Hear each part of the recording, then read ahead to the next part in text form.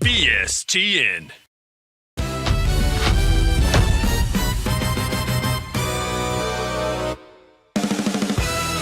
Welcome to SaaS Center. I'm your host, Scale Duncan. Our top story today, contrarian bets, negative energy sucks, and it's not your dad's headline?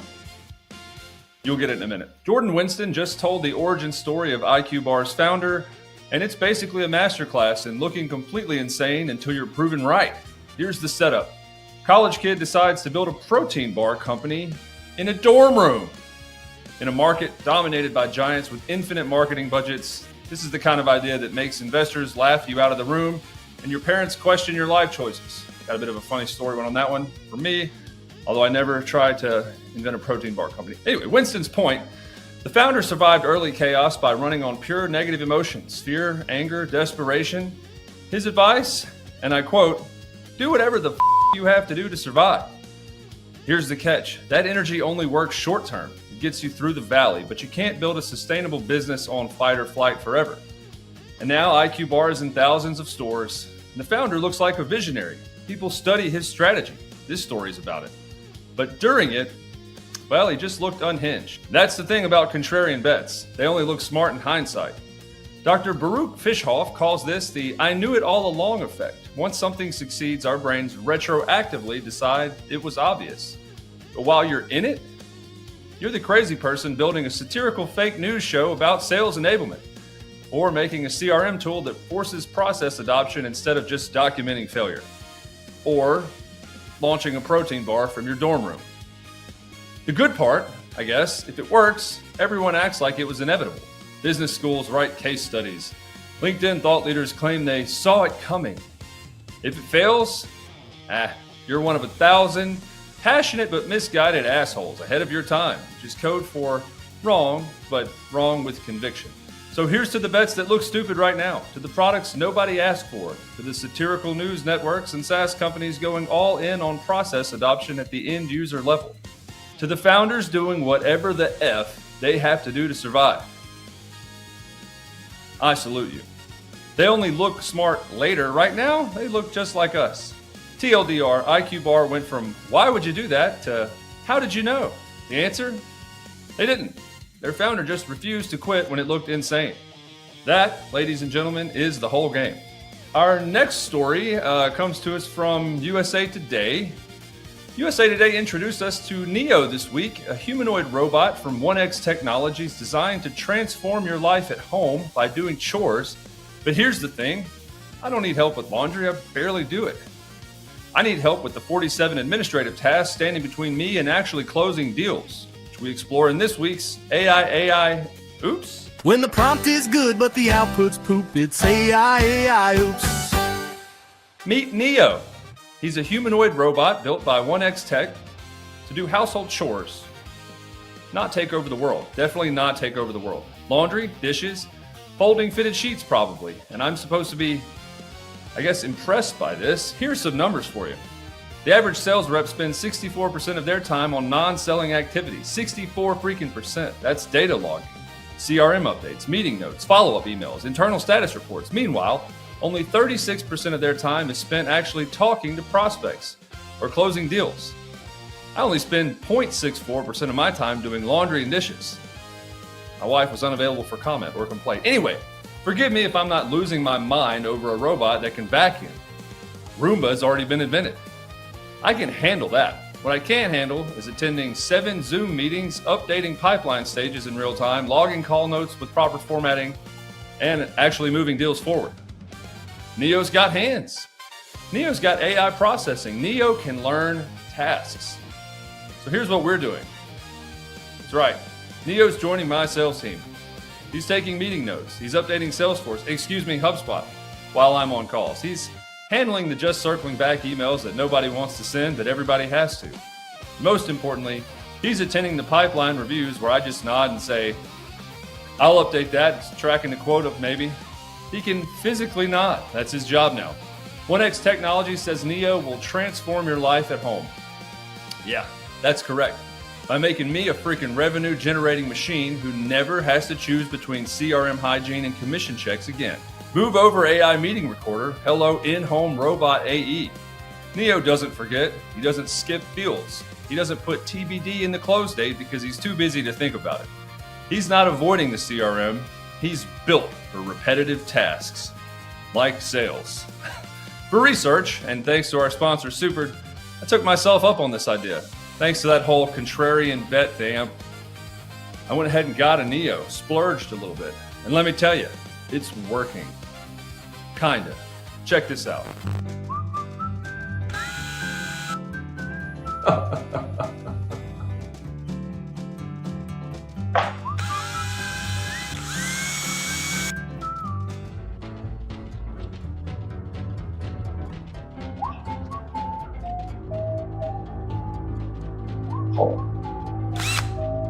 Get out.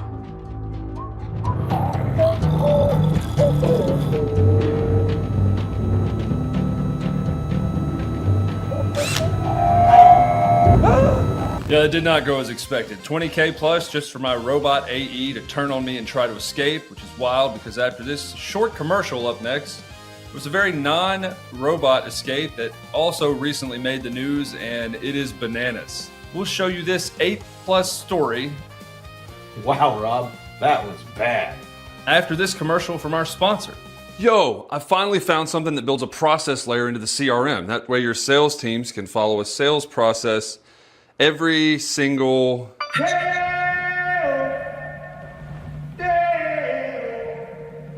That sounds a little bit like mind control. No, it's process enforcement. It makes reps' lives easier, so they don't have to do admin. Work all night on a drink of rum. Are you the one making them do that? Me? No. These reps are just doing whatever they were already told to do with their process. Not my fault. Yeah, I can see how in the wrong hands that could be very, very dangerous, but I guess it's better than a sales manager having to beat the drum all day, every day with this, hey, what's this thing called anyway? Glad you asked. Process rules by Superd. And process boards give managers real-time visibility to make sure their sales teams aren't doing, shit like this anymore. Did he just say 6'7"? I think they did. Poor bunch, all right, banana.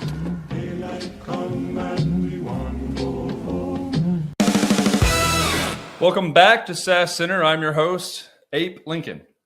That'll make more sense right now. This week, 3 research monkeys escaped after a truck wreck on I-59. This can't be real. Near Heidelberg, Mississippi. They're still out there. Hopefully not. Authorities can't find them.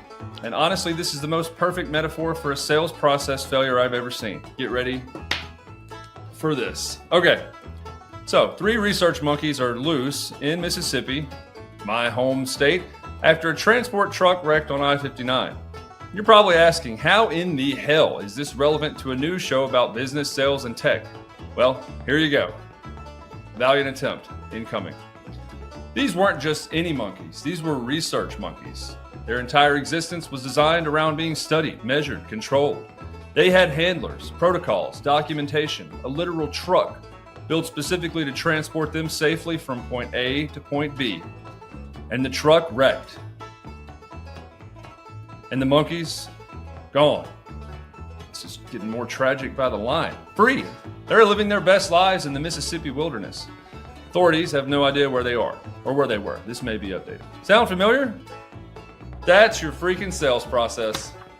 That's your data integrity. That's every mandatory field you've ever implemented thinking it would force compliance. You build the system, you train everyone on the system, you put guardrails in place, custom fields, validation rules, workflow automation. You've got the truck, okay? Bear with me. Everything's documented. Everyone knows their role. This time it's gonna work. And then one deal goes sideways. One rep goes rogue. One manager says, just close it. We'll update the CRM later. And suddenly your pipeline data is gone. Your forecast accuracy, lost in the woods.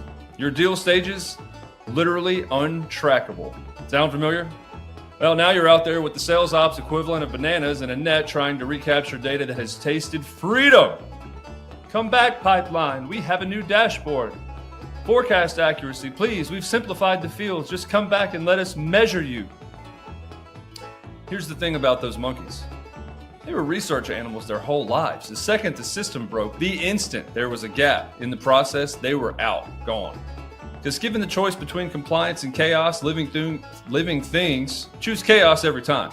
So the next time your VP of sales asks why CRM adoption is at 43% and forecasts are off by 30, just show them this story and then get fired. Well, then actually explain that the problem isn't the monkeys, it's the truck. Oh my God, we've got a point here.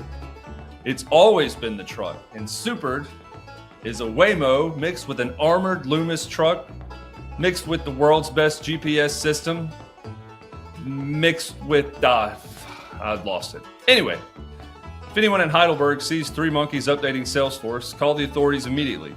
We have a lot of questions. These monkeys are proof that the moment your process depends on perfect conditions, it's already doomed. One wreck and everything you thought was controlled is just poof, gone. Welcome to sales. BSTN.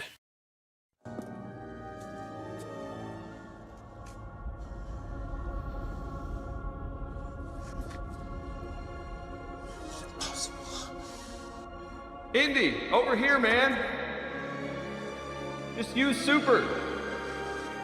You don't need to look for the Holy Grail anymore. Supered is the Holy Grail for sales teams. Let's make the invisible visible.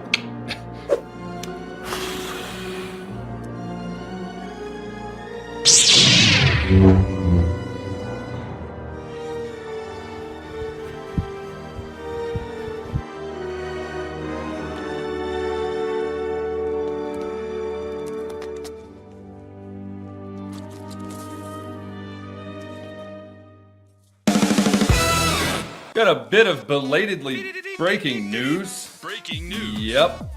We need to talk about an event that's been underway for about an hour as of right now.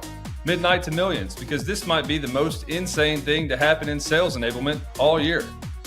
Neil Weitzman and Scott Leese from Sell Better just said, what if we, and hear me out, gathered 24 of the world's best GTM minds and made them teach for 24 straight hours, invited people to it, and put it on the internet?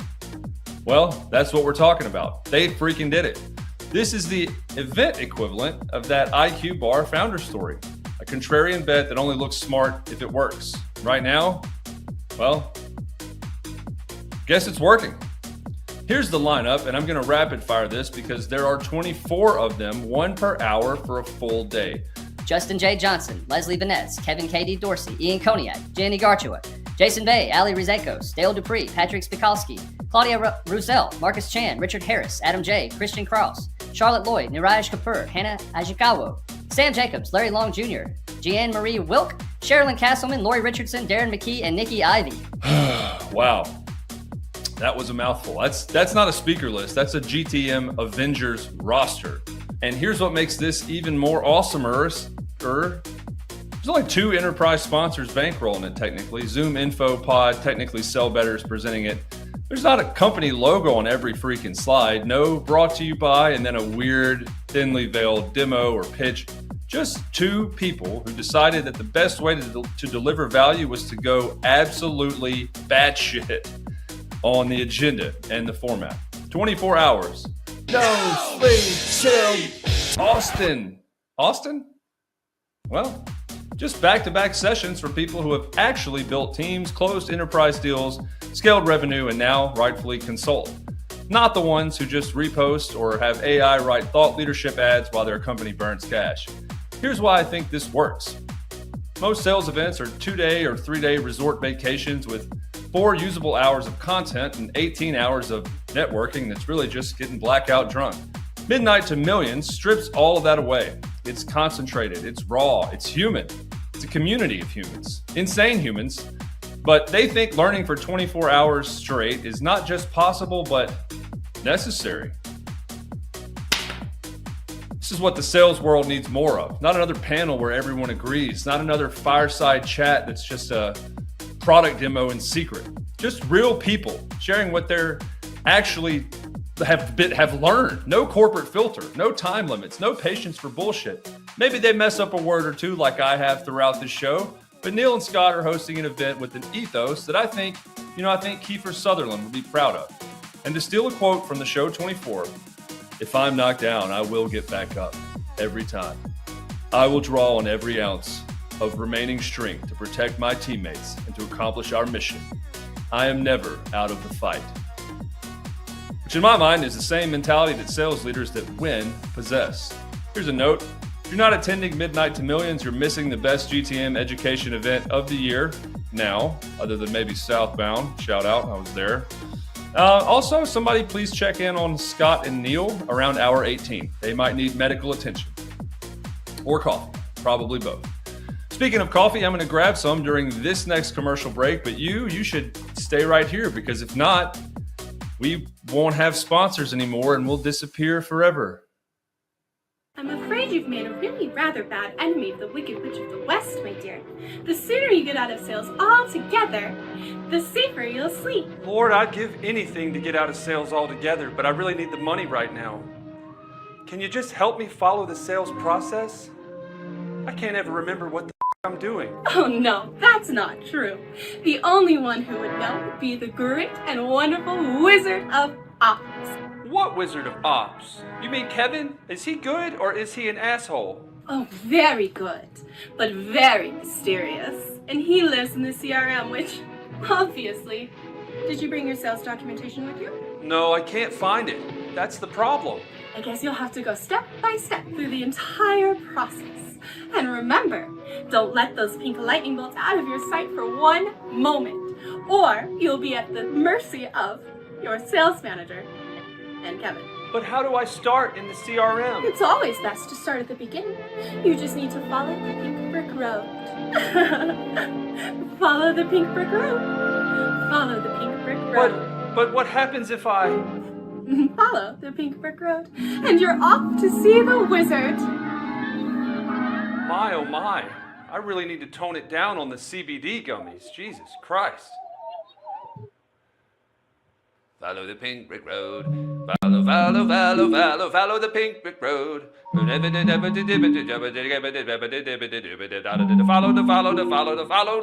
road. Super-de-duper-de-duper-de-doop. Beep, beep, beep, beep, beep, beep. Welcome back. No time for that. HubSpot just bought XFunnel. I'm still your host. But listen, if you don't know what XFunnel does, you're already behind. This is a big deal. Let me catch you up. First, the context. HubSpot doesn't do a ton of acquisitions. Historically, they've been builders, not buyers. But in the last 12 to 18 months, they've been on a bit of a tear. Clearbit for data enrichment, Cashflow for billing, and now XFunnel for answer engine optimization, AEO, if you hate typing full words like I do. So what the is XFunnel? Well, they're the company helping brands show up in LLM responses instead of Google search results because here's the reality nobody wants to admit. Search is, I'm not going to say dead. It's not dead. It's not dead. It's not dying, but it's fundamentally transformed. People are looking for answers, not ads. They aren't Googling the best sales enablement tools and clicking through 10 blog posts anymore. Don't know if they ever did. They're asking ChatGPT. They're asking Claude. They're asking Perplexity. And those LLMs just, tell them the answer. No clicks, no page two, no ads, no discounts, no weirdly placed things, no definitive guide with a table of contents and 47 subheadings, just answers. XFunnel's whole business is making sure your brand is the one the AI cites when someone asks a question. And HubSpot saw this shift coming and said, yeah, we're not waiting around for marketing teams to figure this out. We're going to just buy the company that's already solving it. Now, this is a sales show. Why should sales teams care? Because as technology changes, sales and marketing strategies are required to change. It's as simple and as complicated as that. Plus, you should know this shit's happening. AEO is a completely different game. It's not about gaming Google's algorithm. And to be additionally clear, LLM results are not algorithm dependent. No, it's about structuring content so that machines can read, understand, and confidently cite you as an answer choice, hopefully the best one. HubSpot gets this. They're building the future of inbound while everyone else is still Googling how to rank for long-tail keywords. It's honestly embarrassing how far ahead they are. Here's another kicker.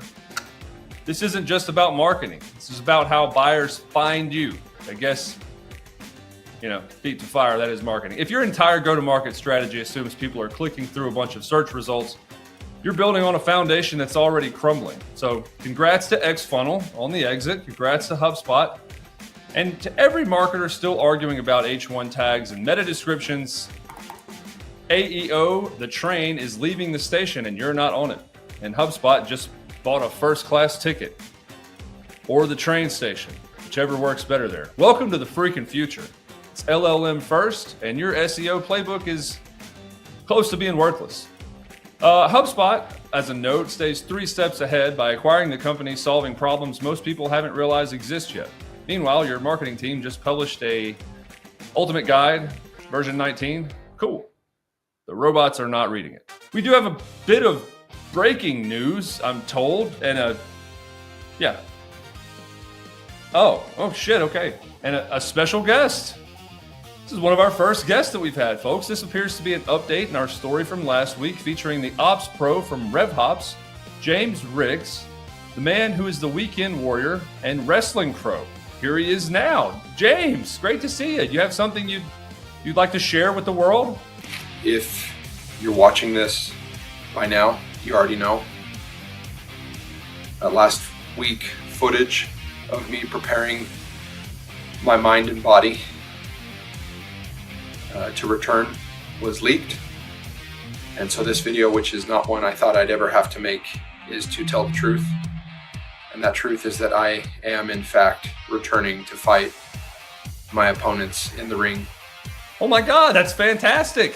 The demand must have been extraordinary for you to make this decision this quickly. But from who? The call from all of you for me to return, the whole world, leaders of nations, small children, even some animals. Others of you have taken to public defacement of buildings, expressing colorful artwork of my return to the ring. Has been incredibly supportive and encouraging, but quite a burden. And I'm finally ready. Well, I mean, can't decide if that's great news yet, because I'm not sure, frankly, just who are your enemies? I'm coming for you, inefficient processes. I'm coming for you, misaligned teams. I'm coming for you, tool sprawl, and I'm especially coming for you, Tim, the CFO. Ooh, look out, Tim. And what are you going to do to them, James?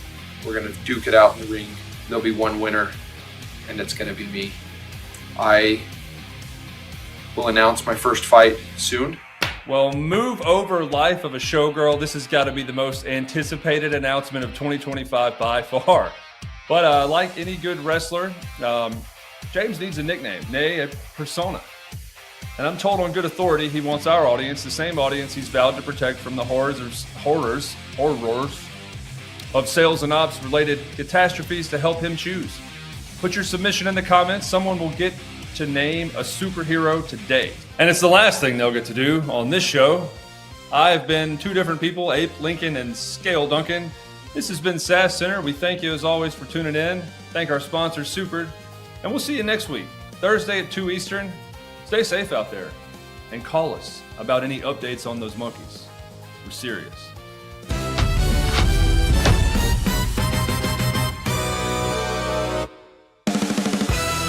BSTN.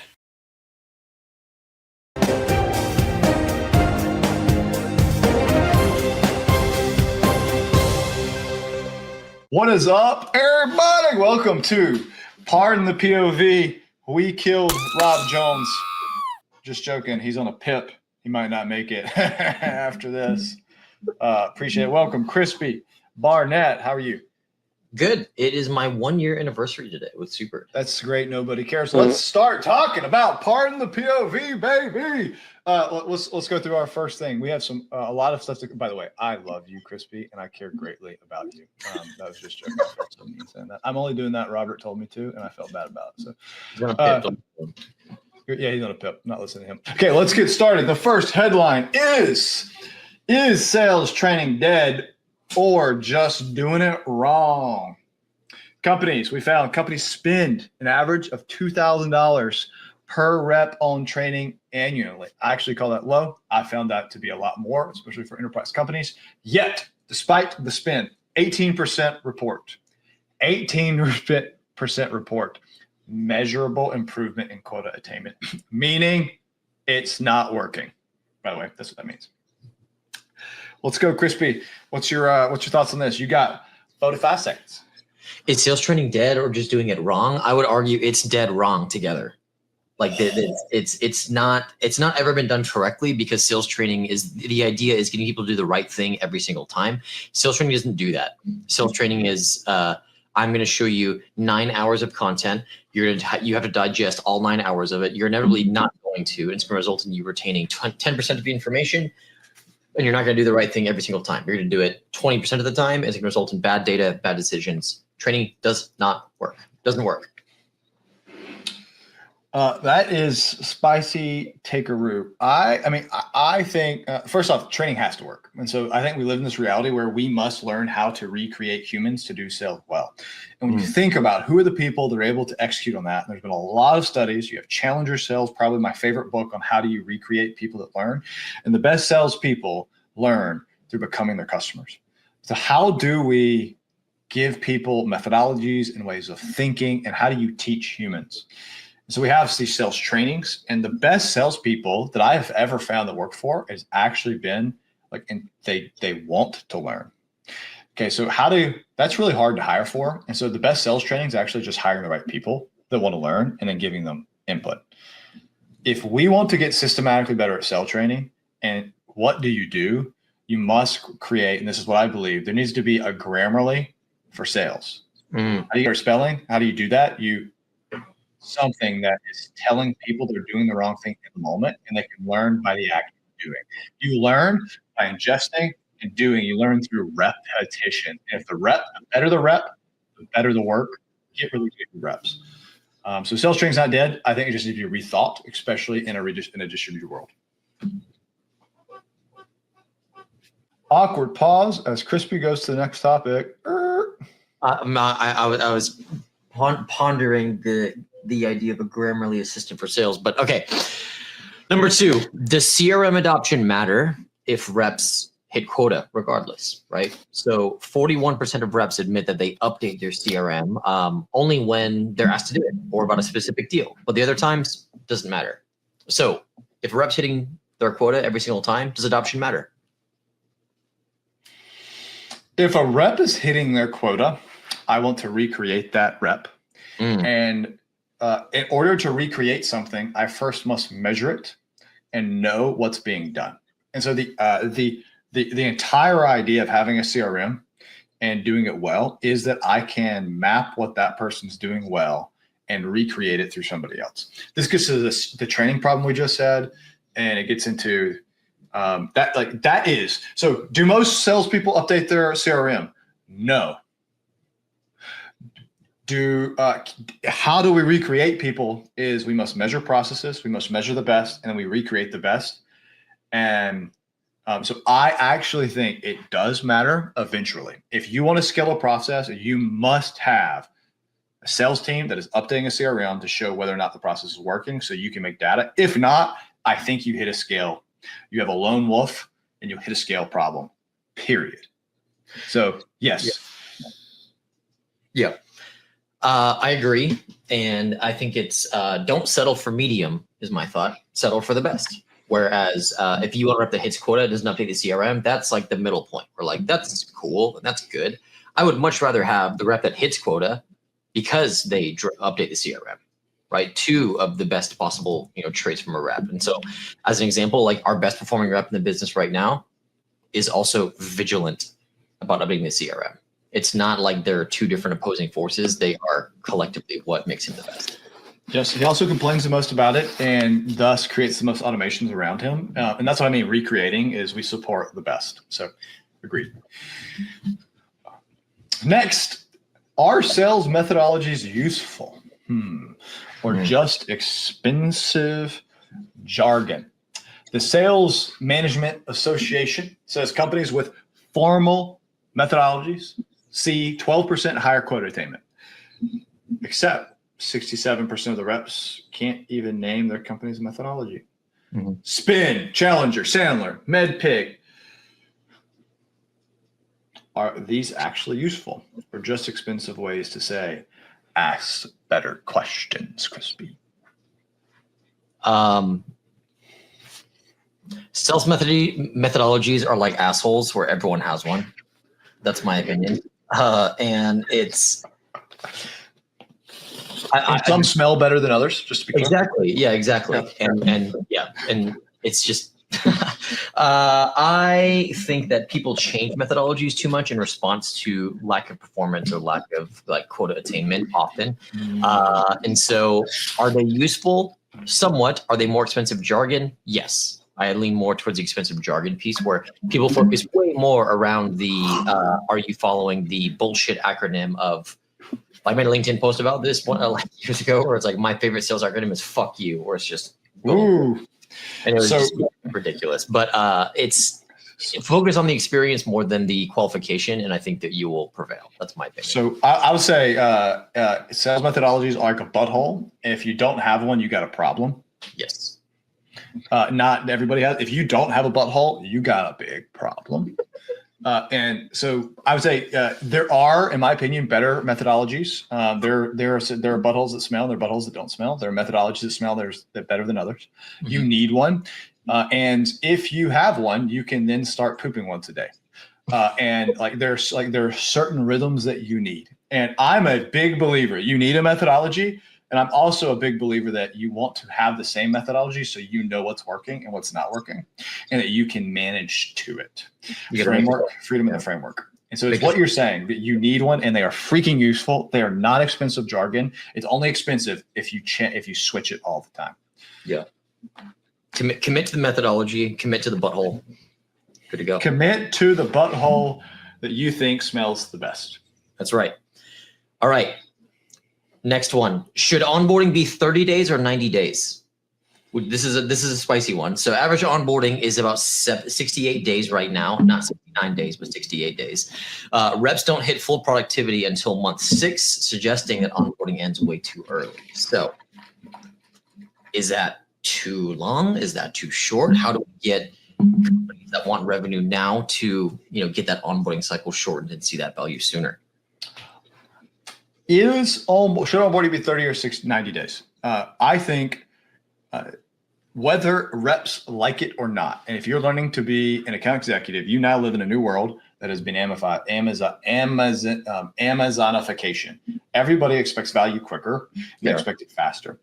And so your onboarding, the question here is, you're going to be expected to be a full producing rep in 60 days, whether you like it or not. Mm-hmm. And AI will be built around you getting there. So to me, it's not a question on should or should it not be. The question is, do you have, as a sales manager, the stack to execute on that? And as a rep, get your mind right, because that's what you're going to be doing. And if you don't, you're set up for failure. Yeah. Yeah. It's interesting. Yeah, I think that the Amazonification of I want it now is very powerful. Reps don't hit full productivity until month 6. That sounds wild to me. And that, I think in our business setting, is not something we would do. Reps would hit full productivity 60 days is my guess, just in our experience of how we very much eat our own dog food. And so I think it goes down to, come back to the other things we talked about, the CRM adoption, right? Do you have the adoption? Do you have the butthole? Do you have whatever it is? And if you have those things, then your onboarding time gets cut down. And so I lean more towards a shorter time frame, and you do that by driving the adoption, driving your process, and forcing it within your reps. Love it. Cool. Next one. This is mine. I get to say this one, right? Yeah. So does military experience make better salespeople out professionals? We have Veterans Day upcoming. Let's talk about this. It's Veterans Day week, and a LinkedIn thread exploded with sales leader arguing whether military experience makes better salespeople. Here's the argument. One side says veterans bring discipline, process adherence, and resilience. And the other side says military people are not creative and idiots. They don't know how to build relationships with people, and they are just bullet pusher. They're just trigger pushers, and the military training is worthless. It doesn't teach them much. Who's right? Crispy, you first. I don't come from the military. I come from the world of professional athletics, and so I can respect extreme discipline, attention to detail, and a willing to succeed and die happen. That is very much what makes me an effective human generally in life. Does being in the military make you a more effective sales rep? No, is my thought. I think it makes you a more productive person, human generally, but as a sales rep specifically, no, I don't think it makes you like better or worse than someone who is not in the military particularly. I think it just makes you more efficient at performance generally. Received. Now I know what you think. This is good. I was in the military. I've come from the military and helped. I went through a sales training program built for people coming out of the military. I think the skill set that's learned in the military, specifically officers, that's learned on how to quarterback, on how to lead, on how to influence people without direct, without people underneath you. It fits really freaking well in sales. The idea that military operations are not creative is asinine. In fact, if you talk to somebody and you like in our wartime, it's the American Army has SOPs and doesn't follow them. That's the German critique of us is, in fact, we give frameworks and those frameworks allow us to have freedom in them. It's like a butthole. It's like a sales methodology. And then we execute them violently to win. I think there should be more people from that. I would actually say there's more people that coming from the officer side of sales that should get into sales, and because they can exploit talent, they can exploit the skill sets they have in a sales environment where people don't have it yet. It's my personal experience. That's my personal point of view, and period. I went longer than my 45 seconds. I feel like I have gotten angry for some reason. Okay, heading over to you, Crispy. Next one. It's like you're passionate about this this topic. All right, should SaaS companies build or buy AI capabilities? Andreessen Horowitz reports that 74% of SaaS companies are buying AI capabilities through acquisitions instead of building them. And so HubSpot just did this with XFunnel for an undisclosed amount. Speed to market is the justification behind that, but is buying innovation sustainable, or should companies begin to, build their own AI moats for their business? I think it makes sense if for a large platform that doesn't have the development resources to buy a company. I mean, look at XFunnel. They've been around for maybe a year. They were not very mature. They didn't have a lot of revenue. That was not an acquisition. I think it's really clear here. We talk about this. I think this is a smart move. They did not acquire. There's not a true acquisition. This is an acqui-hire. They hired people making a play in the AI space that fits within their platform missing, which was in these, you call GRAO. It's the AI search that they're building to the platform. I think it's a really smart play if you can get the right people and they continue building the product once they get in as an acqui-hire. Straight acquisition, having IP, you got to get them early. I don't think that's a good play. I think the way HubSpot did this makes sense. Yeah, no, I agree. It's I was reading recently that I think it was Apple or someone else or Facebook hired someone for like $100 million to build out their AI stuff. And so I think that the cheaper option actually today is acqui-hire or acquisition versus building out something on your own because you can't find people to do it. Yeah, so I think we agree. Buying AI capabilities, it's less makes sense for acqui-hire and getting talent is what I'd really be thinking about and the way you think about the problem set. Yeah. Okay, everybody. This is Pardon the POV.